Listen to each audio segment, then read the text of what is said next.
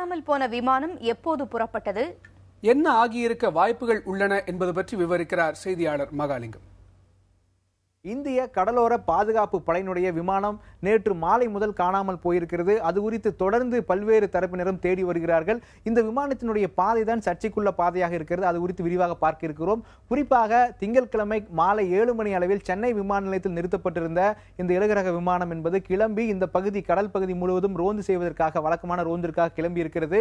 கடைசியாக கட்டுப்பாட்டு அறையுடன் சரியாக 9 மணி 1 நிமிடத்திற்கு இந்த விமானத்தில் இருந்த விமானிகள் இந்த கட்டுப்பாட்டு அறையோடு பேசியிருக்கிறார்கள். அதற்கு பிறகு தொடர்பே இல்லாமல் இருந்திருக்கிறது. உடனடியாக கடலோர பாதுகாப்பு படையினர் இந்த விமானம் எந்த பகுதியில் இருக்கிறது என்று ரேடாரில் சோதனை செய்து பார்க்கும் பொழுது, ஆய்வு செய்து பார்க்கும் பொழுது கடைசியாக ரேடாரில் 9 மணி 23 நிமிடங்களுக்கு வரைக்கும் தான் அதனுடைய பாதை என்பது பதிவாயிருக்கிறது. அதற்கு பிறகு தொலைத்தொடர்பும் துண்டிக்கப்பட்டிருக்கிறது. ரேடாரிலும் பதிவு இல்லாமல் இருக்கிறது.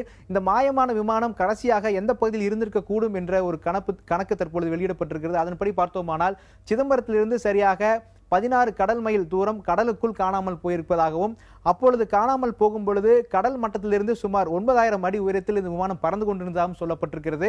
இதுவரைக்கும் இது எங்கு போயிருக்கலாம், இது போன்ற பாதிப்பை சந்தித்திருக்கலாம் என்ற ஒரு தகவல் இல்லாமல் இருக்கிறது. அதாவது திட்டமிட்டபடி பார்த்தோமானால் ரோந்து பணிகளை முடித்துவிட்டு இரவு 10:30 மணிக்கு சென்னைக்கு இந்த விமானம் திரும்பி இருக்க வேண்டும். ஆனால் திரும்பவில்லை.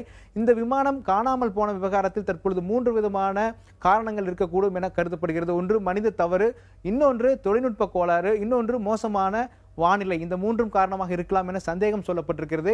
தற்பொழுது காணாமல் போனதாக சொல்லப்படக்கூடிய இந்த விமானத்தை தேடும் பணியில் 8 கப்பல்கள், 2 விமானங்கள் ஆகியவை கடுமையான தேடும் பணியில் ஈடுபட்டுக் கொண்டிருக்கிறார்கள். அடுத்த கட்டமாக இந்த விமானம் காணாமல் போவதற்கான காரணங்கள் என்ன என்பதை கண்டறிவதற்காக சிறப்பு குழு ஒன்று தற்பொழுது அமைக்கப்பட்டிருக்கிறது. அந்த சிறப்பு குழு தொடர்ந்து பல்வேறு கோணங்களில் பல்வேறு கட்டங்களில் விசாரணைகளை நடத்தி கொண்டிருக்கிறார்கள். விரைவில் இந்த விமானத்தின் சம்பந்தமான தகவல் கிடைக்கும் என்ற நம்பிக்கை கடலோர பாதுகாப்பு படைக்கு இருக்கிறது.